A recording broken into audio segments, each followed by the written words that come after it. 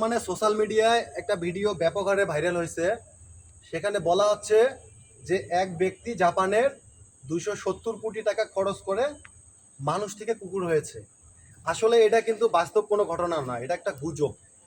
আসল ঘটনাটা হচ্ছে জাপানের টোকো নামের একজন ব্যক্তি একটা কস্টিউম বানিয়েছেন, যেটা বাংলাদেশি মূল্য হচ্ছে 15 থেকে 16 লক্ষ টাকা। এইটাকে মানুষ ভুয়া সম্প্রচার করতেছে। আপনারা না বুঝে ফেক নিউজটাকে শেয়ার করে দিতেছেন, ফেক নিউজের উপর কন্টেন্ট তৈরি করতেছেন, সেটাকে ভাইরাল করতেছেন। আসলে আপনারা সঠিক নিউজটা ভাইরাল করেন।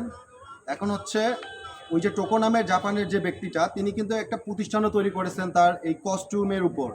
এখন এই যে কুকুরের কস্টিউম তিনি এটার ভাড়া দেন এবং সেখান থেকে আয়ও করে থাকেন। মূলত বাংলাদেশি টাকায় 15 থেকে 16 লক্ষ টাকায় এই কস্টিউমটার প্রাইস পড়ে।